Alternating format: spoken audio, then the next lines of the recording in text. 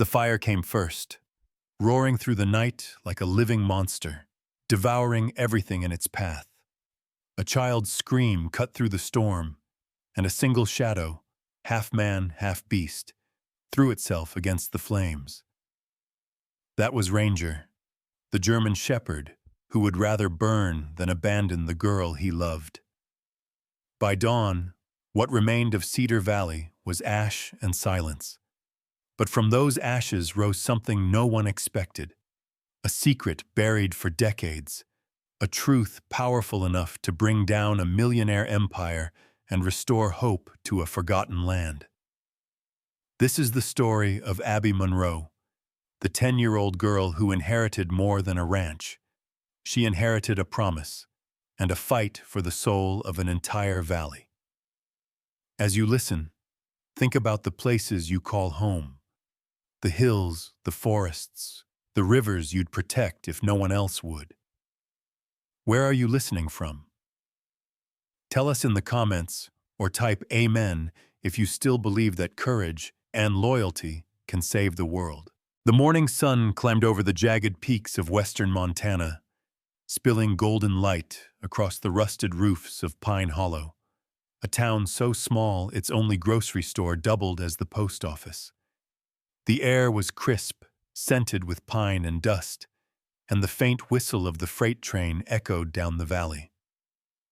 In a faded blue mobile home at the town's edge lived Abigail Monroe, known to everyone simply as Abby. She was 10 years old, small for her age, with a waterfall of chestnut hair that always seemed to slip from its braid. Her eyes were a soft gray, curious, searching, but carried the quiet heaviness of someone who had learned too early that life could break without warning.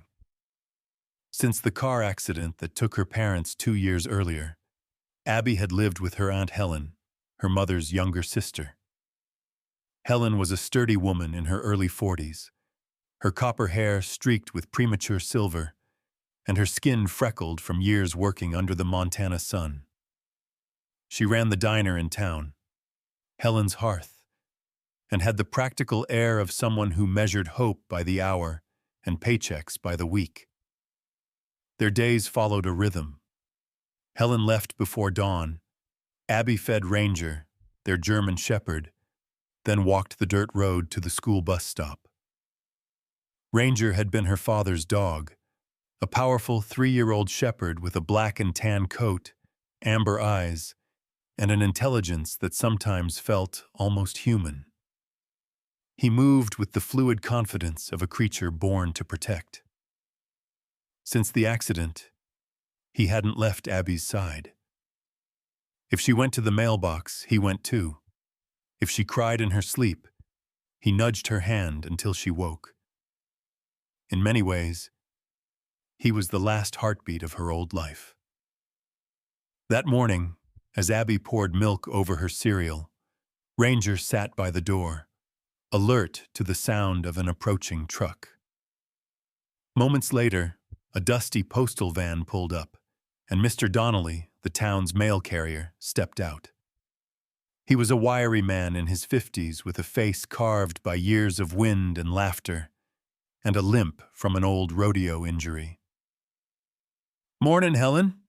Got something special for you today," he called, handing over a thick, cream-colored envelope. Helen frowned, wiping her hands on a dish towel. "Special? We're behind on the electric bill, Donnelly. Don't make it sound like Christmas."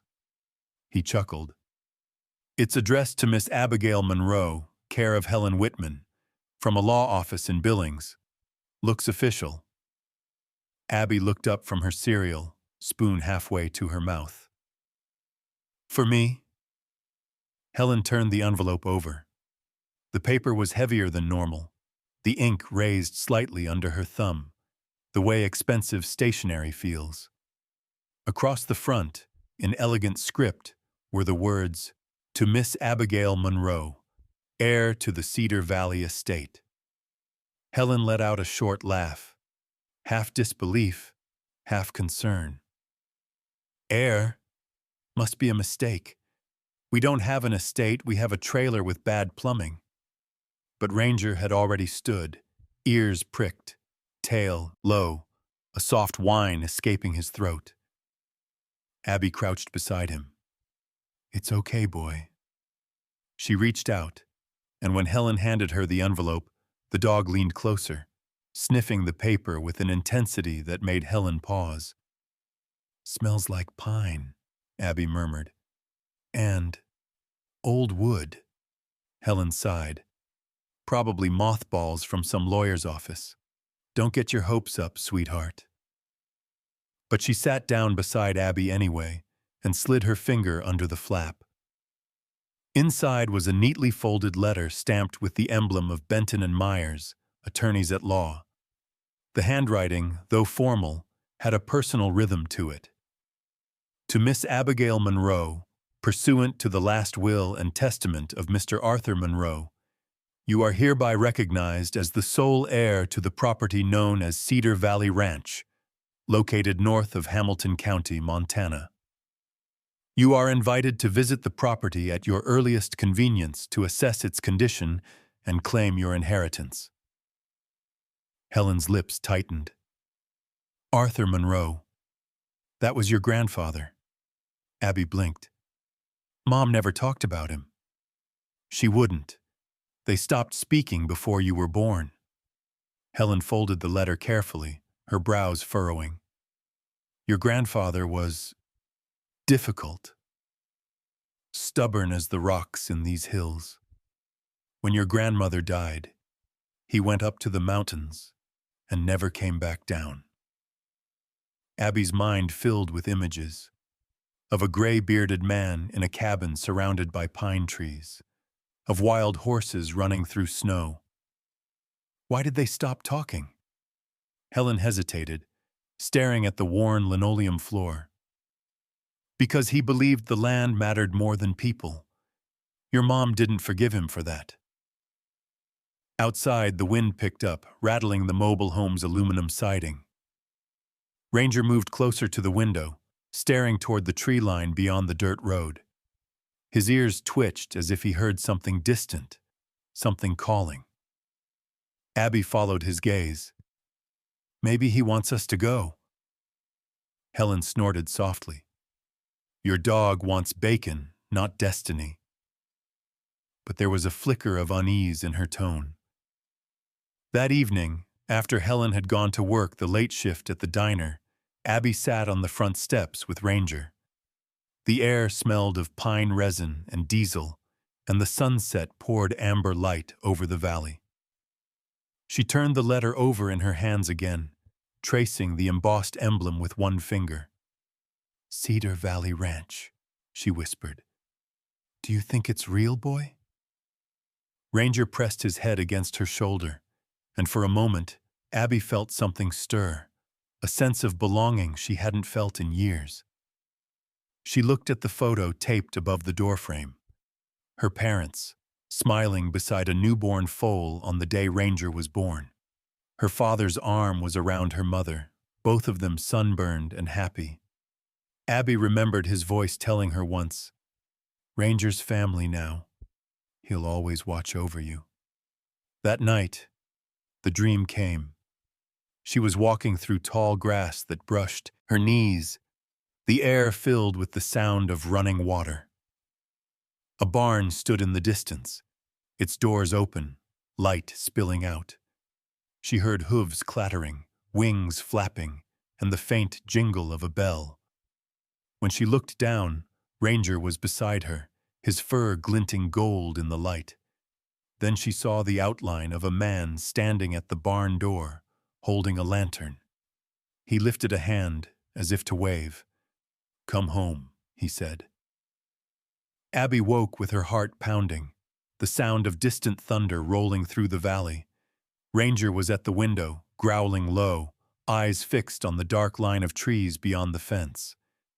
Did you hear that too? She whispered. He looked back at her, tail still, posture tense. Somewhere in the forest, a lone coyote howled, answered by the echo of another voice, deep, almost human in its resonance. The next morning, Helen found Abby already dressed, a backpack beside her. The letter was tucked safely into the front pocket, and Ranger sat beside her like a sentry. Helen crossed her arms. "You're not seriously thinking, 'I have to see it,'" Abby interrupted quietly. "I have to know why he left it to me." Helen's expression softened. She saw something in the girl's eyes, determination so much like her sister's it made her chest ache. "Fine," she said finally. "We'll go this weekend. But we're just looking, Abby. If that place is what I think it is, it's nothing but broken boards and bad memories." Ranger barked once, sharp and certain, as if he disagreed. Helen sighed. And of course the dogs voting, too. As the morning light filtered through the pines, Abby stood on the porch with the letter clutched in her hand, the wind tugging at her hair. She didn't know what waited in Cedar Valley, or why her grandfather had chosen her, but somewhere deep down, she felt the first spark of a story much bigger than the one she'd been living. Ranger pressed against her leg, his gaze fixed on the distant hills. Abby reached down and whispered, "We'll find out together." The shepherd's tail swished once, a silent promise beneath the pines. The morning they left Pine Hollow, the valley was wrapped in fog so thick the sun looked like a pale coin behind gauze. The road climbed sharply into the mountains, cutting through forests of fir and lodgepole pine. The air grew colder with every turn, and the mist clung to the car's windshield like breath on glass. Helen drove her old red pickup, its bed loaded with blankets, canned food, and a jerry can of gas. "Just in case," she'd said. She gripped the steering wheel tightly, her knuckles pale, while Ranger sat upright in the back seat, nose pressed to the window. Abby watched him quietly, the rhythmic sweep of his tail brushing her knee. The German shepherd was alert, his golden-brown eyes fixed on the world sliding by. Trees, ravines, an occasional hawk circling high above. "Are you sure you want to do this?" Helen asked, her voice low but carrying a hint of worry. "That letter might have been sent by mistake. Your granddad's been gone for over a decade." Abby, wrapped in her oversized denim jacket, didn't answer right away. She watched the fog swirl through the pines. "I just want to see it," she finally said. "I want to know what he left behind." Helen sighed and adjusted her scarf. She wasn't the kind of woman to believe in ghosts or destiny, but something about this trip unsettled her. Perhaps it was the way Ranger hadn't slept the night before, pacing by the door as if guarding them from something unseen. As the truck wound higher into the hills, the road narrowed. Patches of snow lingered in the shadows, even though spring had arrived weeks ago. At one point, a deer bounded across their path, startling both of them. Helen hit the brakes. Ranger barked once, low and sharp. "Easy, boy," Helen murmured. "I'm not planning on adding roadkill to our inheritance." They both laughed softly, the tension breaking for a moment. Around noon, they reached a small crossroads where an old wooden sign leaned drunkenly beneath the weight of moss. Faded letters carved long ago read, "Cedar Valley, 5 miles north." Helen slowed the truck. "Well, sweetheart," she said, glancing at Abby, "this is it." The 5-mile drive took nearly an hour. The dirt road was overgrown, half claimed by nature. Branches scraped the sides of the pickup. The tires kicked up small stones that pinged against the fenders. Birds scattered as they passed. And once Abby thought she saw a shadow move deep among the trees, a large shape that melted into the mist. When the forest finally opened up, the land rolled into a shallow valley dotted with aspen and wild grass. In the middle stood what remained of Cedar Valley Ranch. It was larger than Abby had imagined, but heartbreakingly silent. The main house, a two-story log structure, listed slightly to one side, its porch sagging and windows clouded with grime. The paint had long since peeled from the barn, and the weather vane on the roof spun aimlessly in the wind. Yet, for all the ruin, something about the place felt alive. Ranger jumped out of the truck the moment Helen cut the engine. His paws landed in the soft earth with a thud, and his ears pricked forward. He moved cautiously, sniffing the air, tail held level, a soldier assessing new ground. "Stay close," Helen warned, grabbing a flashlight even though it was still daylight. Abby followed Ranger toward the fence that surrounded the main pasture. The wood was gray and splintered, some posts leaning like old men, but the wire mesh was intact in places. And there, pressed into the damp soil, were footprints. She knelt to look closer. "Aunt Helen, someone's been here." Helen squinted. "Probably deer." "These aren't deer," Abby said. The tracks were broad and deliberate, with distinct impressions, some from hooves, others from paws. Ranger sniffed them, his nose working rapidly, and let out a quiet whine. "Dogs?" Helen guessed. Abby shook her head. "Too big, and too many." They explored further. Near the barn, the grass was flattened in circular patches, as if animals had bedded down there recently. Feathers drifted near the doorway, and a faint, unmistakable smell of hay and musk filled the air. Helen frowned. "If your grandfather's ghost is feeding livestock, I'm officially done with this trip." But Abby barely heard her. She felt something stir deep inside, a strange mixture of fear and belonging. Ranger had gone still beside her, staring toward the tree line. The fur along his spine lifted slightly. "What is it, boy?" she whispered. He didn't bark. Instead, he stepped forward slowly, gaze locked on the shadows beyond the fence. For a moment, Abby thought she saw movement there, a flicker of white, maybe the flank of a horse, disappearing into the fog. They spent the rest of the afternoon cleaning the porch and checking the rooms inside the house. Dust coated everything in a fine layer, but the place wasn't as empty as it should have been. Cans of feed sat neatly stacked near the kitchen door.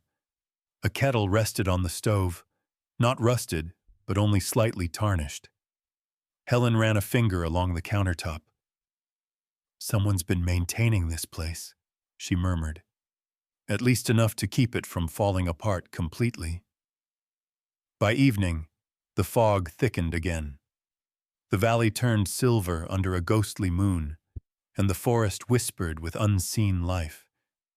They lit a small lantern and huddled inside the living room, wrapped in blankets. Outside, the wind moaned through the eaves, and the porch creaked under unseen weight. Abby sat cross-legged on the floor beside Ranger, stroking the dog's ears. He refused to lie down, his body taut, eyes trained on the darkened window. "Relax, boy," she said softly. "We're safe now." But she wasn't sure she believed her own words. Helen had fallen asleep in an old rocking chair, the letter from the lawyers resting on her lap. Abby turned down the lantern until it flickered low, painting golden shadows across the wooden walls. Then it came, the sound. A distant bark, faint but distinct, carried across the valley. It wasn't Ranger. He lifted his head sharply at the noise, ears quivering. The bark came again, followed by a low rumble, almost like an answering growl. Abby's breath caught. "Did you hear that?" Ranger was already standing, muscles tense, nose pressed against the window pane. His reflection merged with the darkness outside. Two pairs of amber eyes, one real, one mirrored, glowing in the lantern light. The barking grew louder, echoed by something deeper, hoofbeats maybe, or the heavy tread of an animal moving through underbrush. Ranger let out a low, warning growl, the kind Abby had only heard once before, when a stray coyote had come too close to their trailer back in Pine Hollow. Abby touched his neck. "Don't go out there." But Ranger stayed, his gaze fixed on the forest, tail rigid. Whatever was out there, it was close. And it wasn't afraid of them. A branch snapped somewhere in the darkness, then silence. Minutes passed like hours until the night returned to stillness, broken only by the whisper of wind through pine needles. Finally, Ranger lay down by the door, but his eyes remained open. Abby curled up beside him, clutching the blanket tightly. Her last thought before drifting into uneasy sleep was that Cedar Valley Ranch wasn't abandoned at all. Someone, was still there, watching from the shadows of the trees. The mist that had hung over Cedar Valley all night began to thin as the sun crept over the ridgeline. The air smelled of wet grass and wood smoke, though no one had lit a fire. Abby stood on the porch with Ranger, still clutching the blanket around her shoulders. The night's unease hadn't left her. It lingered in her chest like a shadow that refused to fade. Helen was already awake, her hair tied back in a hasty knot, standing by the truck, checking the fuel gauge. "We'll head back after breakfast," she muttered, as if convincing herself. "We've seen enough ghost stories for one lifetime." Abby didn't answer. Ranger had stiffened, his ears tilting toward the dirt road. A faint creak echoed from beyond the gate, the sound of metal straining, old hinges waking after years of silence. Abby's breath caught. A figure was walking slowly toward them from the fog. He was tall and lean, moving with the deliberate rhythm of someone who'd spent decades on his feet. His jeans were worn pale at the knees, and the hem of his brown coat brushed against mud-splattered boots. A wide-brimmed hat shadowed his face until he came closer. Then Abby saw the lines, deep and carved by time, like cracks in sandstone. His gray beard was neatly trimmed, his eyes the color of weathered steel, sharp yet tired. He stopped at the edge of the fence and leaned on the gate with hands thick and gnarled from work. "Mornin'," he called, voice gravelly but not unkind. "Didn't mean to startle you folks. Name's Earl Whitaker. I live down the ridge, half a mile that way." He nodded toward the west, where smoke rose faintly above the trees. "Been keeping an eye on this place for a long time."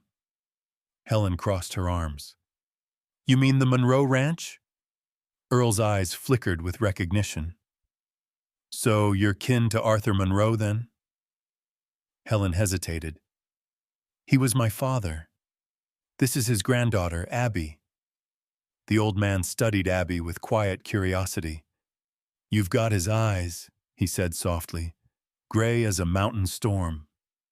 Helen's guard softened, just a little. "You knew him?" "Knew him. I worked beside him. We started the rescue center together back in '72, called it Cedar Valley Refuge. Horses, wolves, injured hawks, you name it. We gave them a place to heal." He sighed, removing his hat and running a hand through thin white hair. "After his wife passed, Arthur wasn't the same. He poured every ounce of himself into this land, and when the funding dried up, well, so did he." Abby stepped closer to the fence. "Did you ever come back after he died?" Earl shook his head slowly. "Couldn't bring myself to. Too many memories." He looked toward the barn, where the roof sagged like a tired spine. but I stop by once in a while. Make sure no vandals or hunters get too close. The animals out here deserve peace."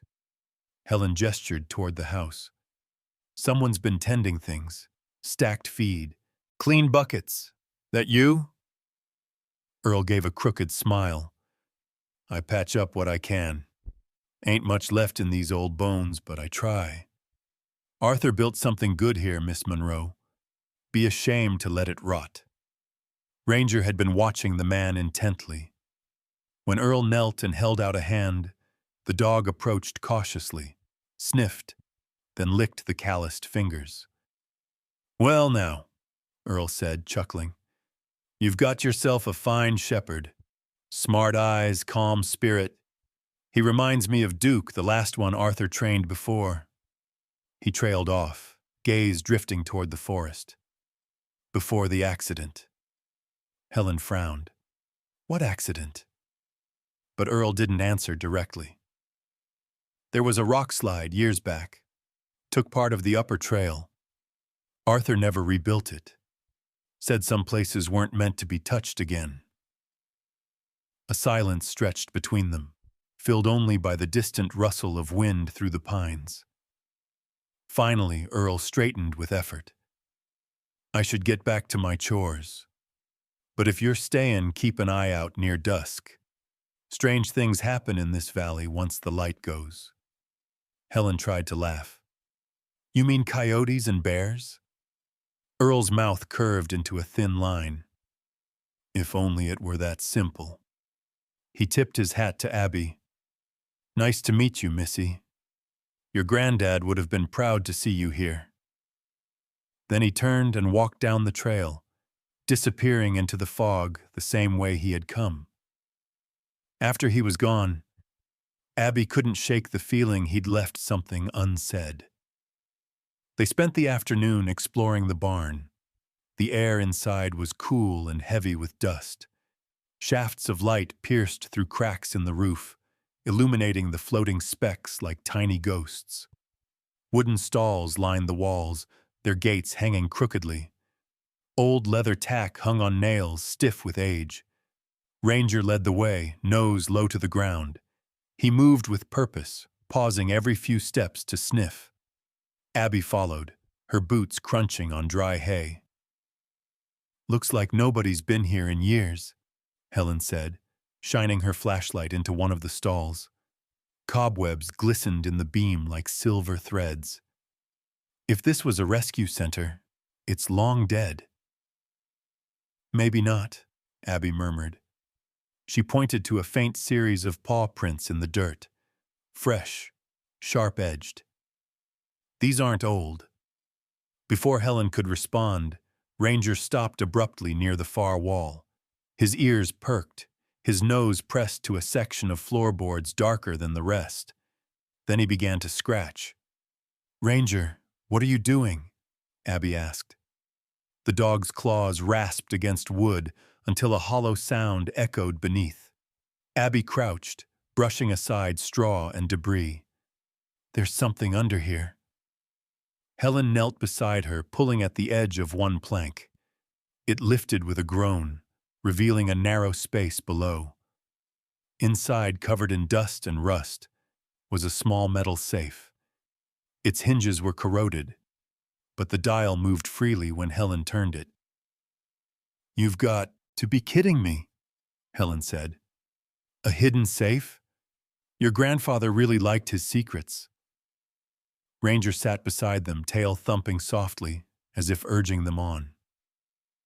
They carried the safe outside where the light was better. Helen fetched a screwdriver from the truck and pried at the lock until it gave way with a snap. The lid creaked open, releasing a puff of air that smelled faintly of cedar and ink.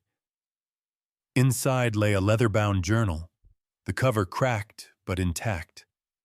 Abby lifted it carefully, wiping dust from the gold-embossed initials.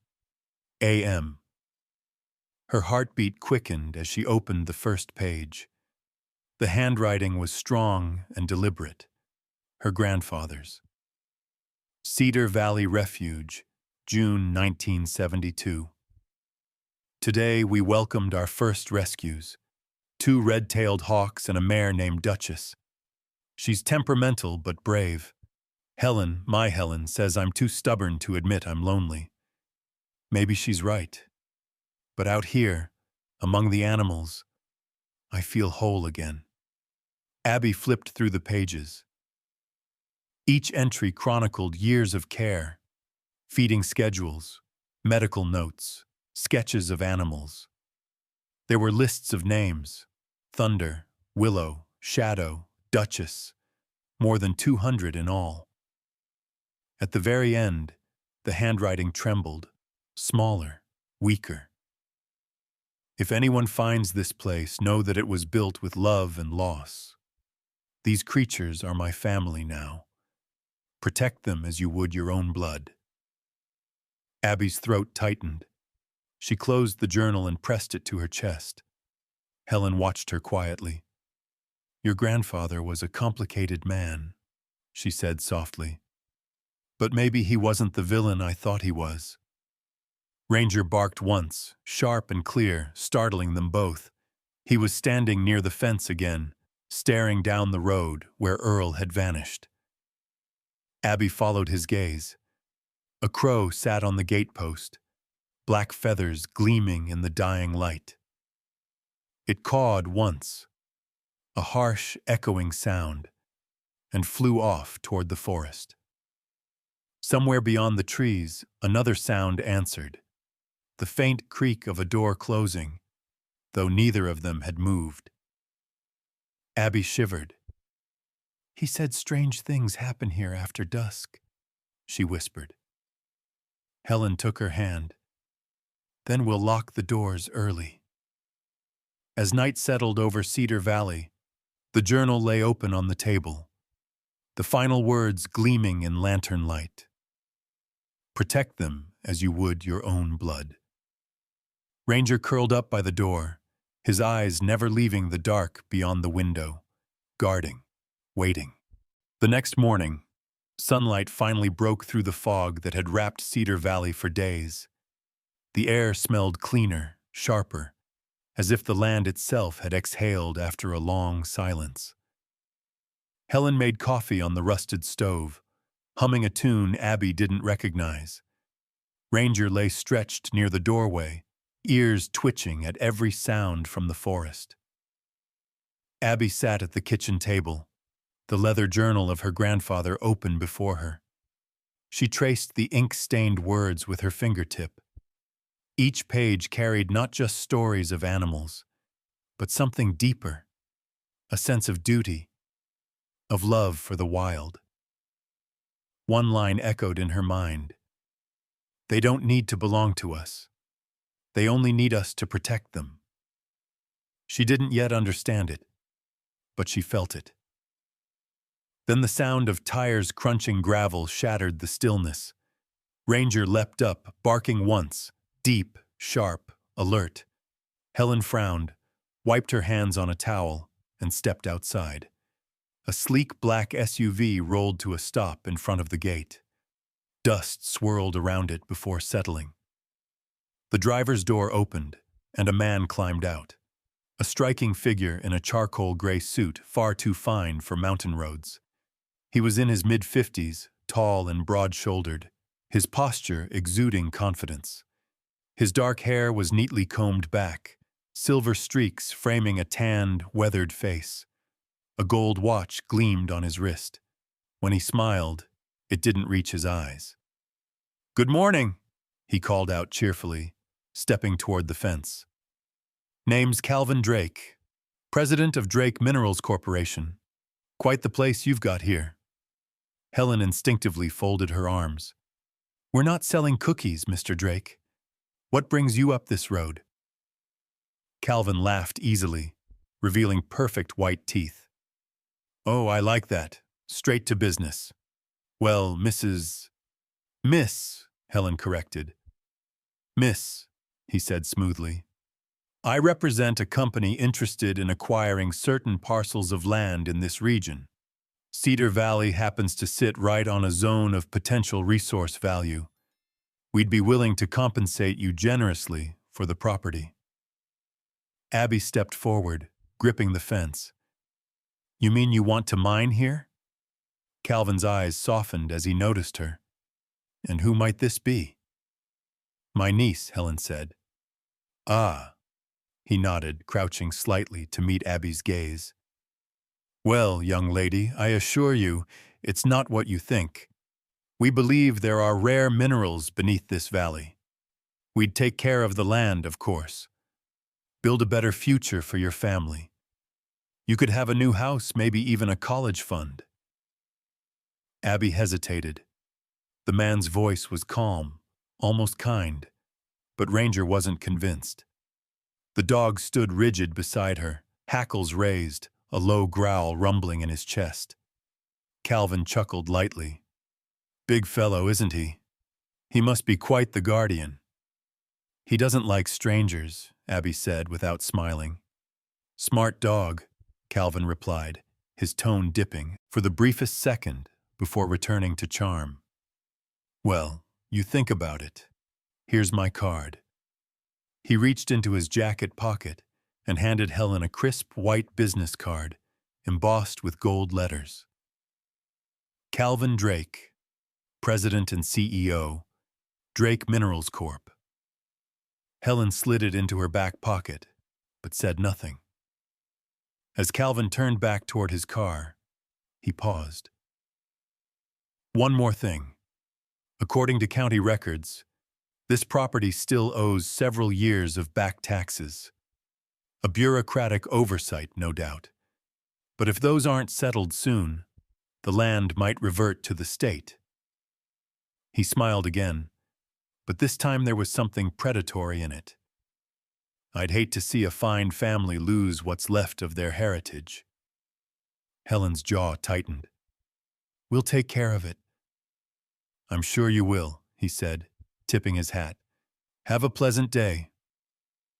The SUV rolled away, leaving a trail of dust hanging like smoke. That night, the wind howled harder than usual. The shutters banged softly against the house and the woods seemed restless. Abby sat by the window, unable to sleep. Ranger lay by her feet, ears perked, eyes glinting amber in the faint lamplight. Helen was reading by the kitchen table, her expression grim. I called the courthouse, she said. He wasn't lying. There are unpaid taxes from years back. Your grandfather must have missed them before he died. If we can't pay soon, the county could seize the land. Abby looked up. How much? Helen hesitated. More than I can manage. The silence between them was heavy. Then Ranger's growl broke it. Deep, continuous, not the uncertain sound from before. Abby froze. What is it, boy? The growl deepened. He stood and moved to the door, nose to the crack beneath it. The hair along his back bristled. Then came the noise. A faint metallic clatter, followed by the unmistakable creak of the gate. Helen grabbed the flashlight and stepped to the window. Headlights flashed briefly through the trees, then went dark. Someone's out there, she whispered. They both ran outside. The night was cold, the air thick with the scent of pine and damp earth. Ranger bounded ahead, barking fiercely. Abby followed, heart pounding. The flashlight beam caught movement near the barn, a shadow ducking behind the fence. Hey! Helen shouted. This is private property! No answer, only the faint crunch of boots retreating. Ranger lunged toward the barn door. Abby reached him just as he stopped, sniffing furiously at the ground. The smell hit them both, a sharp, chemical stench. Gasoline. Oh my God, Helen breathed. They poured fuel around the barn. A flicker of orange light danced near the edge of the pasture. Someone had dropped a lit match. Ranger! Abby screamed. The dog bolted before she could stop him. He sprinted through the darkness, a blur of black and gold leaping over the fence. The sound of his paws thudded against the earth, followed by the startled shout of a man. The match snuffed out in the struggle. Abby ran after them, tears stinging her eyes. Helen chased behind, yelling for her to stop. When they reached the barn, the intruder was gone. Only the overturned gas can remained, leaking its last drops into the dirt. Ranger stood guard, chest heaving, his fur slick with mud. His teeth were bared, a deep growl still rumbling in his throat. Abby threw her arms around his neck. "You saved it! You saved the barn!" Helen's flashlight beam swept the area. Tracks led toward the main road, boot prints too large to be anyone from town. She exhaled shakily. Whoever it was knew exactly where to go. They wanted this place gone. Abby looked toward the horizon, where the last wisps of smoke from the SUV's visit that morning still lingered in her memory. "It was him," she said quietly. "Calvin Drake." Helen pressed her lips together. "We can't prove that." Ranger barked once, low and certain, as if saying, "Oh yes, we can." The three of them stood in silence, the night stretching endlessly around them. Somewhere far off, an owl hooted, a lonely sound that made the valley feel both vast and fragile. Abby turned back toward the house, her eyes catching the glint of the brass plaque on the barn wall. Cedar Valley Refuge. Founded 1972. She ran her hand across the cold metal letters, her voice barely above a whisper. "He tried to destroy it once. We won't let him do it again." Ranger rested his head against her arm, his breath warm in the chill air. The dog's eyes caught the moonlight, steady, unblinking, alive with purpose. Abby understood then that whatever waited ahead, threats, danger, or fire, they would face it together. For 3 days after the attempted arson, the valley lay in uneasy silence. No cars, no strangers, no more threats. Just the soft hum of wind across the fields and the low creak of the barn door as it swayed on its hinges. Abby and Helen worked from dawn to dusk, cleaning debris, patching fences, and restoring what the fire might have taken. Ranger followed Abby everywhere, his black and tan coat now streaked with dust, but his eyes bright and alert as ever. At night, he refused to sleep indoors. Instead, he kept watch by the porch, facing the tree line as if daring the dark to return. One morning, as Abby fetched water from the creek that wound behind the house, she noticed something strange. The creek bed had been cleared, stones carefully realigned, mud scraped away so the current flowed stronger. It looked deliberate, not the work of nature. She frowned, setting down her bucket. "Someone's been here, boy." Ranger sniffed the ground, tail stiff, then barked once as if confirming it. When they returned to the barn later, Helen was kneeling near the fence, staring at a patch of freshly cut grass. "Abby," she said, voice low, "I didn't do this." The grass was cropped evenly, as though someone had trimmed it with a scythe. The haystack nearby was newly tied, its rope still coarse and unweathered. Abby's heart thudded. "But who would—" Ranger barked again, this time more insistent. He ran toward the far edge of the pasture, where a narrow path disappeared into the trees. Abby followed, clutching the fence rail as she leaned forward to see. A man was standing at the edge of the woods. He was tall, over 6 feet, with broad shoulders slightly stooped from age. His hair, once dark, was now silver white and neatly combed back, though the sun had turned his skin a deep bronze. He wore a faded canvas jacket, jeans patched at the knees, and scuffed brown boots. In his left hand he held a wooden walking stick. In the other, a metal pail filled with carrots and apples. When he saw them, he froze, then smiled faintly, a kind smile edged with caution. "Well," he said, his voice low and weathered like gravel underfoot. "Didn't expect anyone up here so soon." Helen straightened. "And who might you be?" The man took off his hat, revealing a face deeply lined, but not unkind. His eyes, gray-green, calm, and intelligent, met hers. "Name's Dr. Noah Hart. I used to work here, with your father, Arthur Monroe." Helen's expression softened, surprise replacing suspicion. "You knew my father?" "Worked beside him nearly 20 years, Noah said, walking closer. "Veterinarian by trade.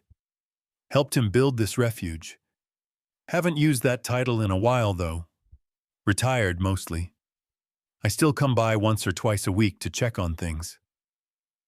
Abby stepped forward, curiosity shining in her eyes. "You've been taking care of the animals?"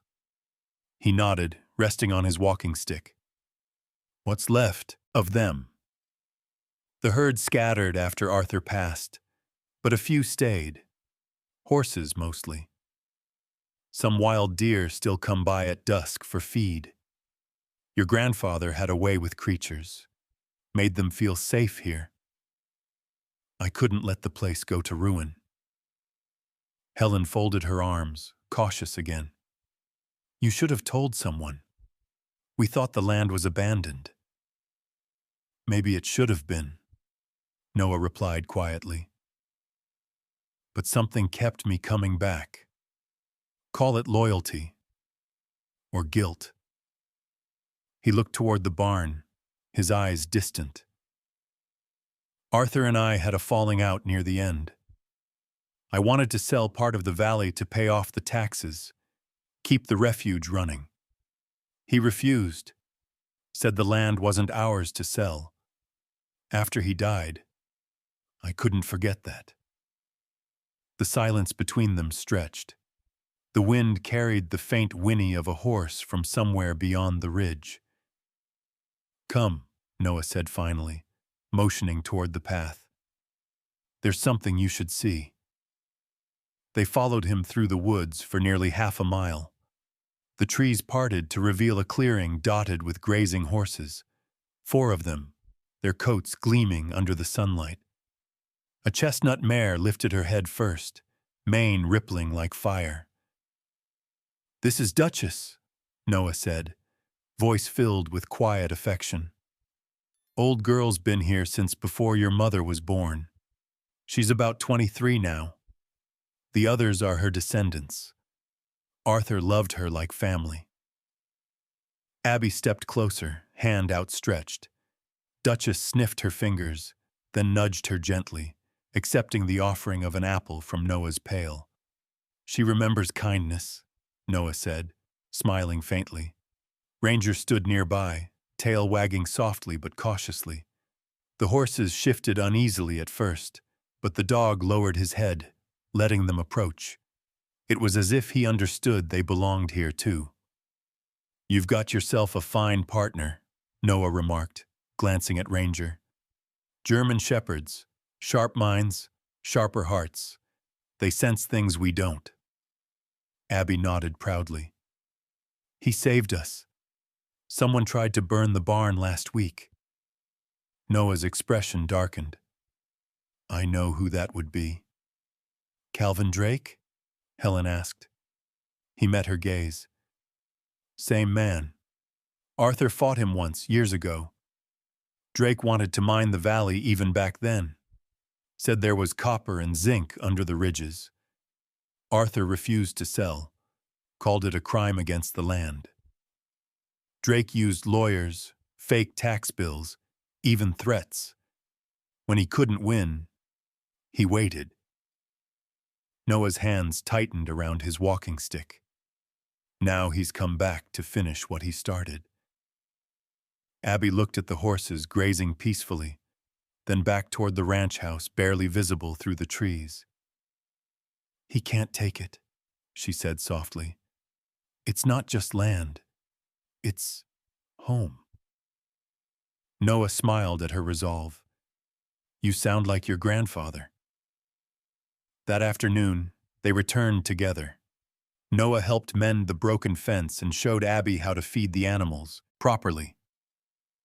Ranger followed every movement, watching closely as if studying the man. "See this?" Noah said, showing Abby how to hold a rope loosely near the horse's muzzle. "Animals read your breathing more than your strength. Calm mind, calm hands." Abby copied him, her small hands trembling slightly. Duchess accepted the rope and followed her in slow, steady steps. Ranger barked once, approvingly. Helen watched them, arms crossed but smiling despite herself. "Looks like you've got a teacher," she said. Noah chuckled. "And she's got the right heart for it." As the sun dipped behind the hills, the valley glowed gold. Noah packed up his things, slinging a worn leather satchel over his shoulder. "I'll be back in a few days," he said. "The animals need regular tending, and so does this place. Arthur built it to heal others, but maybe it can heal those who care for it too." Abby nodded. "We'll be here." Ranger brushed against Noah's leg, tail sweeping the dust, a quiet gesture of trust. Noah knelt, scratching the dog behind the ears. "Good boy. Keep watch on her, huh?" The German shepherd gave a low bark, solemn and sure, as if he understood the words. When Noah disappeared down the path, the valley seemed quieter but lighter somehow, like a wound beginning to close. Abby looked toward the horizon, where the fading sun turned the trees amber. For the first time since arriving, she didn't feel afraid of the darkness that followed. The storm arrived without warning. By dusk, the wind howled through Cedar Valley like a wounded beast, flinging sleet against the windows and bending the pine trees until they groaned under the weight of snow. The old barn creaked as if remembering older storms, and the house flickered with light from the oil lamps Helen had lit before the power went out. Abby sat near the fire, bundled in a thick quilt. Ranger rested beside her, head on his paws, amber eyes half closed but alert. Each time thunder rolled across the valley, his ears twitched, and a soft growl rumbled from his throat. Helen stood at the window, peering into the white haze outside. "I don't like this," she said. "The weather, the quiet, none of it feels right." Dr. Noah Hart had stayed for supper that evening, bringing medicine for the horses and a tin of tea leaves that smelled faintly of peppermint. Now he stood by the mantel, his broad frame casting a long shadow against the wall. The stormlight caught the silver strands of his hair, making them gleam. "Blizzards come fast up here," he said. "Arthur used to say the mountains have moods. Tonight, they're in a foul one." Helen tried to smile. "Let's just hope it's only the weather we have to deal with." Outside, the wind screamed louder. Then, through the roar of the storm, Ranger's head snapped up. He stood, muscles taut, ears pricked. The sound came again, faint at first, then clearer, the crunch of boots on snow. Abby rose. "Someone's out there." Noah grabbed his coat. "Stay inside. I'll check." Before anyone could stop him, he opened the door. A blast of icy wind filled the room, scattering papers from the table. Ranger barked and lunged after him, forcing the door wider. Helen caught Abby's arm. "Stay put!" But Abby couldn't. She grabbed the flashlight and ran into the storm, Ranger's barks echoing through the snow. The world outside had turned white and furious. Snow stung her face and visibility was barely 10 feet. She followed Ranger's dark shape through the blur until they reached the barn. There, by the fence, 3 shadowy figures were moving. "Who's there?" she shouted. No answer. The figures turned. One raised a flashlight that sliced through the dark. Ranger growled, teeth bared, his silhouette framed against the storm. Abby ducked behind a pile of hay bales as one of the intruders kicked open the barn door. Their voices were rough, urgent. "She said it's hidden in here somewhere," a man barked. His voice was sharp, nasal, young but angry. "Check under the floorboards," another replied, deeper and older. "The boss wants the documents tonight." The boss. Abby didn't need to guess who that meant. Calvin Drake. Ranger crept forward, low to the ground, his fur bristling. When one of the men struck a match to see better, the flame briefly lit his face. A scar across the chin, eyes too cold for mercy. He bent toward the ground, searching. That's when Ranger lunged. The man yelled as the shepherd slammed into him, teeth flashing. The other 2 stumbled back, one swinging a metal rod. The blow missed Ranger by inches, hitting a lantern instead. It toppled and shattered, spilling oil across the hay. The flame caught. In seconds, fire licked up the wooden wall. Smoke filled the air. "Ranger!"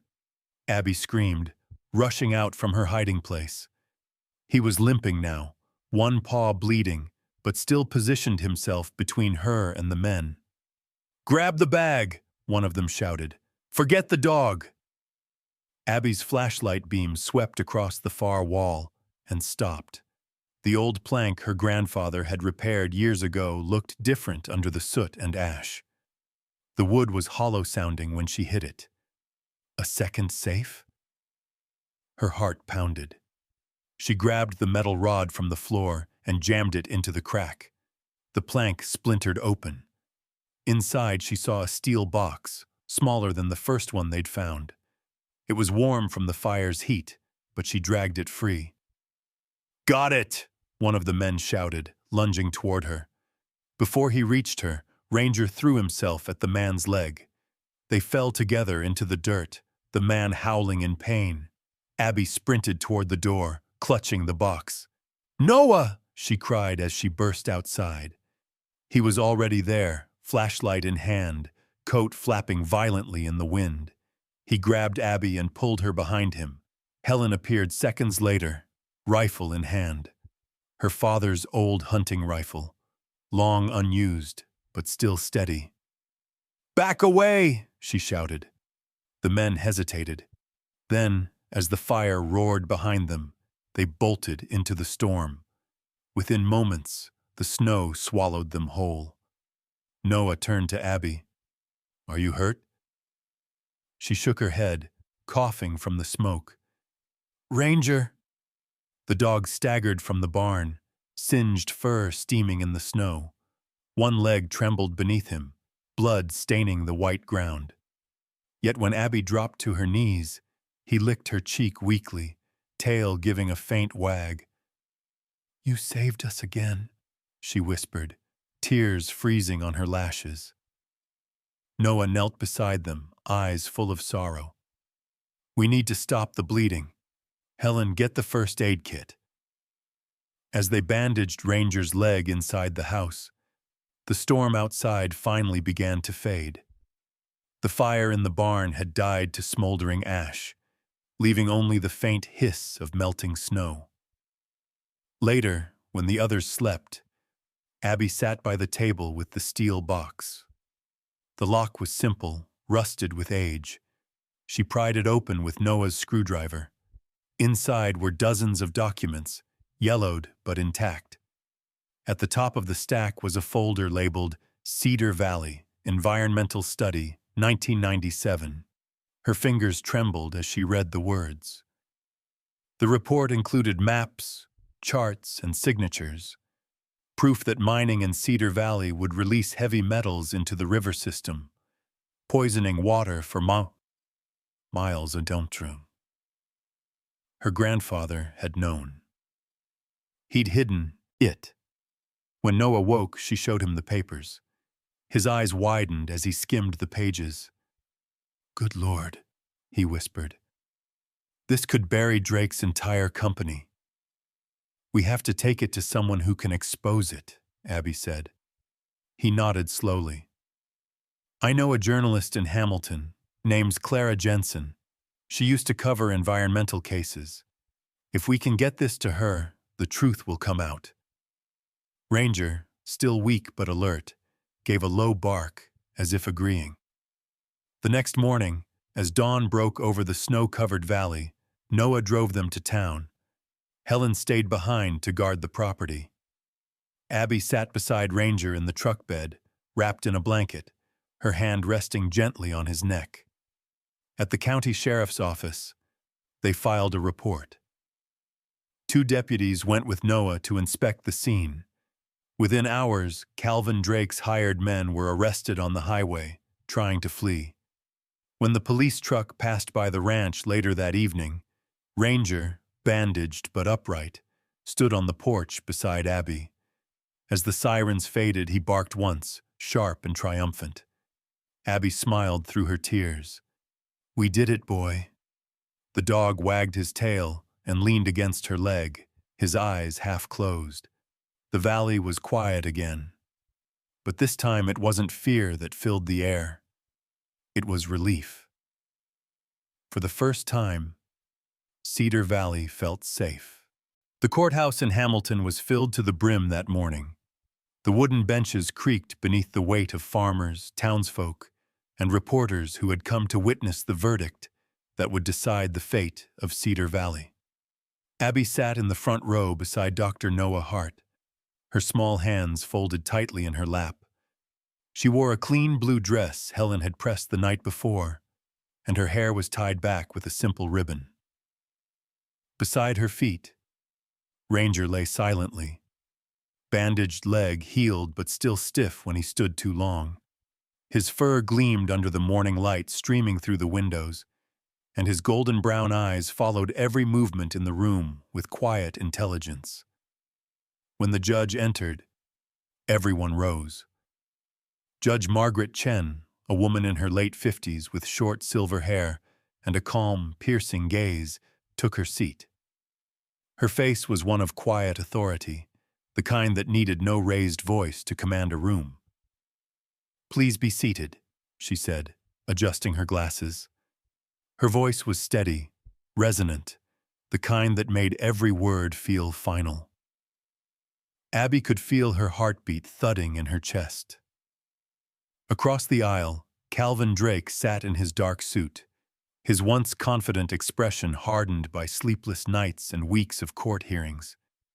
His hair was less polished now, his skin pale, the smugness replaced by a bitterness that even his expensive lawyer couldn't disguise.